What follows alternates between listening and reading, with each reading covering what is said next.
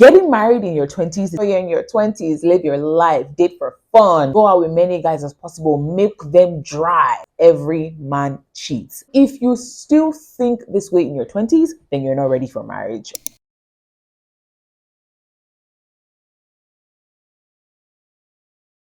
Hey there, Sharon here. You most likely are a young person, whether you're male or female. What I'm about to discuss with you is super important. I say discuss because I am going to be engaging with you in the comments. So as you watch, as ideas come to you, as questions and thoughts come to your head, to your mind, please put them down in the comments, but be polite. I know that so many opinions are flying about marriage. Oh, you're in your 20s, live your life, date for fun, just date, go out with many guys as possible, milk them dry. If he cannot buy you bone straight or iPhone 15 on your birthday, can even take care of you, is he even man enough? It has just made you develop a poor mindset towards marriage. And many people have already accepted some negative occurrences. They've projected some negative occurrences into the future of their marriage.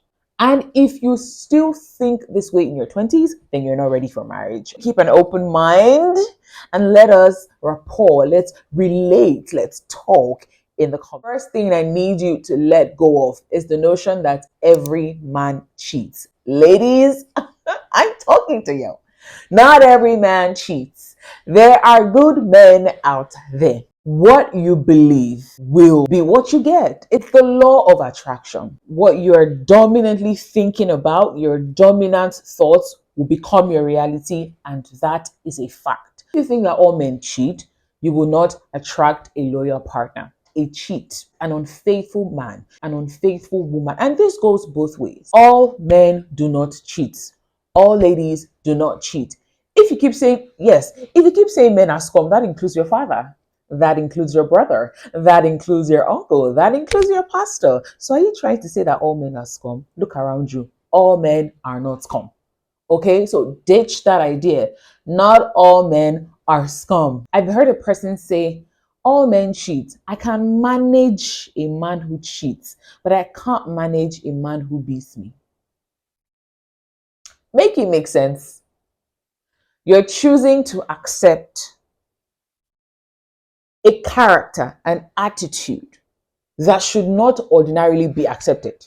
You're choosing to forego a higher standard of marriage or a higher standard of qualities in a partner. You're saying, I can manage to eat human vomit, but I can't eat dog vomit. Make it make sense. If you have the mind, the notion, and the mentality that all men cheat, you're not going to get a loyal partner. And yes, there are men that do not cheat. When you go into a relationship with this notion, you do not ready yourself. You do not prepare yourself for commitment. You do not see commitment as a lifelong thing, but you see it as anywhere belief is fair weather.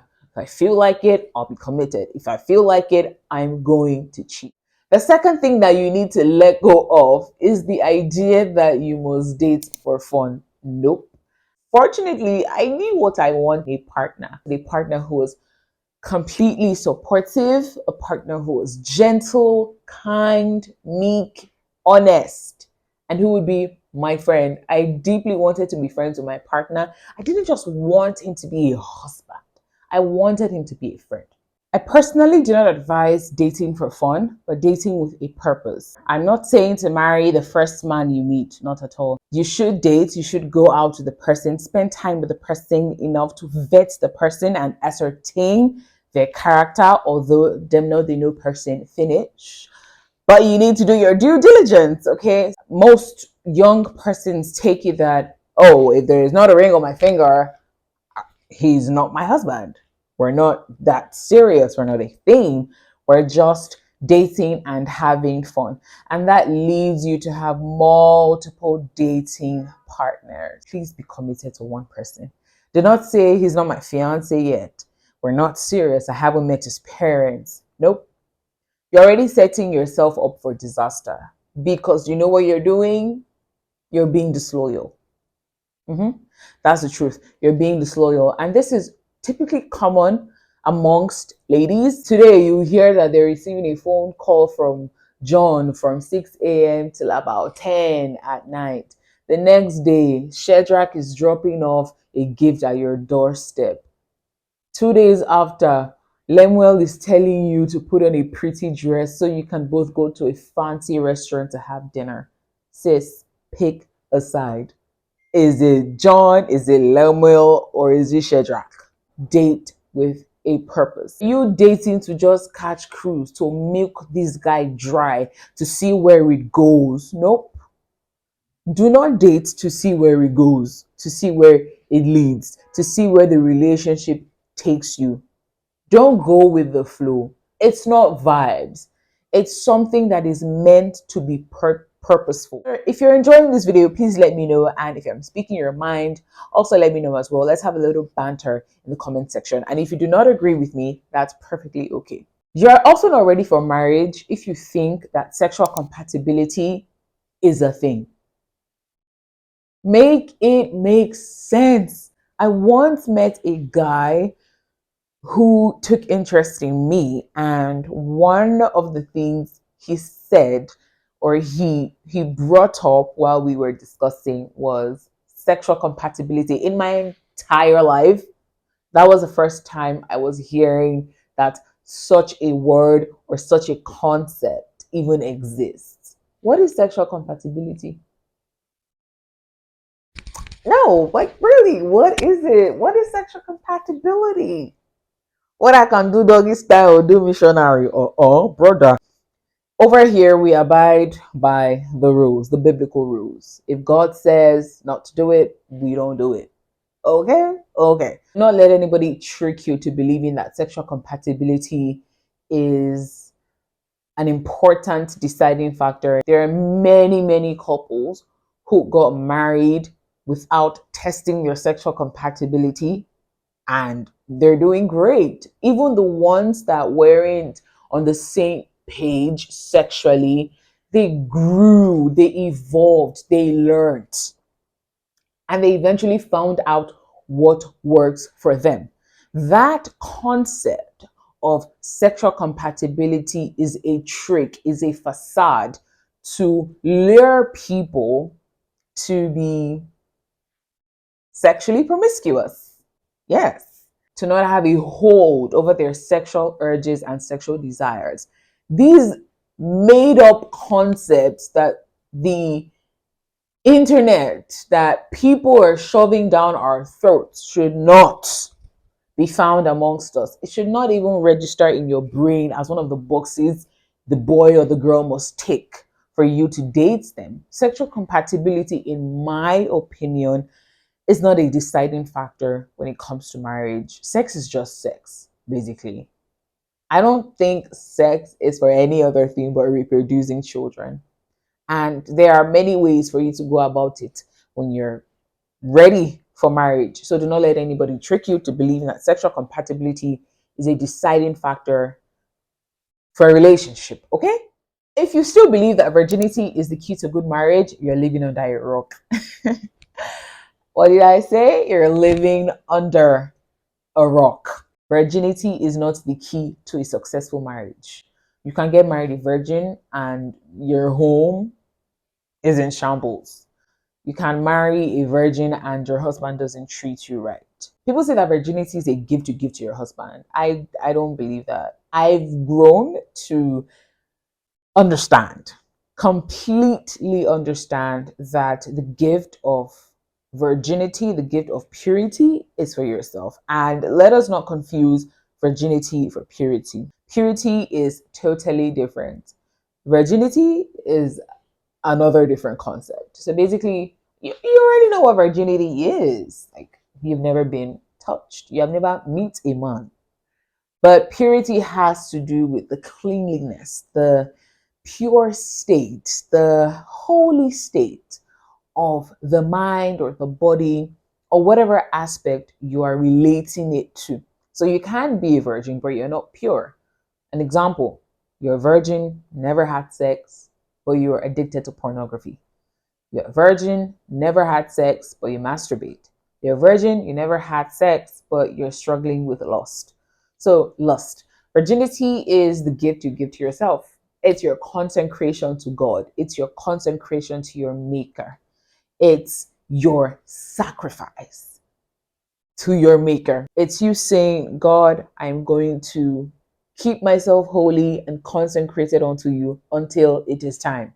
So, virginity is not a marker for a good relationship, it's not a marker for a good marriage. So many virgins are out there, but nothing to write home about. I didn't say it. So that idea that virginity makes a good marriage, throw it in the dumpster. Okay?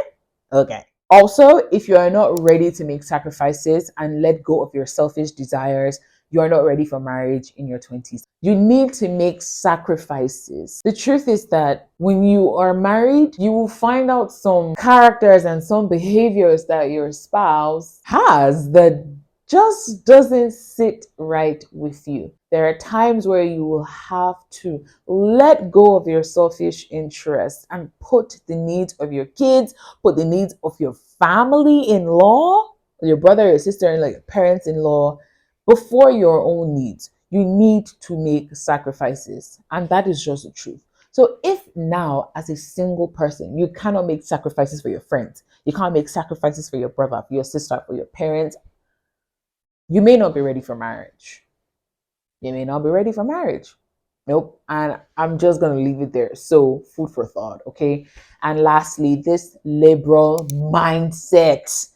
Where are we going with this? You and your spouse need to decide, will have to decide how to raise the kids. This is something that you should already have thought about. What church are we going to go to? Who's going to lead their own church? How are we going to raise the kids? How are we going to discipline the kids? What are the boundaries that we must put in place to make sure that our family does not encroach in our personal space? What boundaries will we put in place to ensure that our kids do not encroach in our personal space? Personally, I believe that a woman doesn't have a church until she's married. This is my opinion. If you come for me, I'll knock out your incisors. If you used to go to Firebrand Holy Ghost Chapel and your husband goes to Holy Ghost International Ministries, I think that a woman should leave her own church and join her husband. Why? Unity. So you do not confuse your children, so you do not have disagreements with your spouse. For example, you go to Celestial and they're telling you that, oh, you burn candles everywhere in your house, you pray, pray, pray, pray. What if your husband doesn't agree with that? What if it doesn't align with his own Christian values and beliefs and standards? Another thing, and I usually say this a lot, that I don't want a situation where it is required of me in church to be on ground for a service for 3 days. And my husband, who doesn't go to the same church, probably will not understand why I need to do that, because he doesn't belong to the vision of the church. He doesn't even buy into the vision of the church. So he would not understand the sacrifices that I will make. Speaking of sacrifices, I also tell myself that I do not want a situation. I tell whomever cares to listen that I do not want a situation where I am emptying my bank account to a reasonable extent to propagate the gospel and to sow into the kingdom, and my husband doesn't buy into that idea or is restricting me from doing so. So you need to be on the same page for the sake of your marriage and for the sake of your kids, because you do not want to confuse your kids. Remember that you are modeling a united relationship, a harmonious relationship to your kids. So you need to reconcile that. Also, how would you discipline the children? Are you going to be more liberal? Are you going to let the kids decide your punishment? I was watching this show. It's a black TV show. Tia Murray has a family and they moved to the state or the city where her parents-in-law lived, and her parents-in-law were shocked at their liberal style of raising the kids. I mean, the kids will talk back at them, the kids will stomp their feet and throw tantrums when their parents reprimand them, and it just didn't sit right with them. As opposed to their liberal way of raising kids, the grandparents would whoop their kids' ass and punish them. So you need to reconcile those important factors. Marriage is a God ordained institution. It is God's idea for man and woman to become one. And I cannot emphasize the importance of marriage beyond the companionship, beyond the kids, beyond the status, is fulfillment of divine assignment and purpose. When you align with that one person, you chase your dreams and you chase your goals, oh my days, there is so much satisfaction, so much fulfillment, and so much happiness that comes with that. So, marriage is God's idea. Marriage is not an institution created by the people of the world, created by the standard of the world. We just have to do it God's way to achieve the maximum result. You'll find many life-changing videos on my playlist. Go knock yourself out. Thank you for helping me inch closer towards my monetization goal. I have over 2,600 subscribers, yay! And I have over 3,200 hours of watch time. Isn't that amazing? And I am positive that with your help, I definitely will monetize my channel before the end of the year. I want to encourage you, hold your head up high. You see those standards and those beliefs that people do not accept, that are true to you. Do not cower. Do not lower your head when you're challenged because of it. Do not cower when you're not accepted into society because of it. Stay true to yourself in this busy world, in this fleeting world, in this transient world. Do not lose your spice. Do not lose your essence. Do not lose yourself. Stay hopeful and hold your head high. And that is what I had to share with you in this video. Please let me know your thoughts. I'd really love to hear from you. And if need be, there definitely will be a part 2 of this video. Until my next video, be the light and spread love. Adios.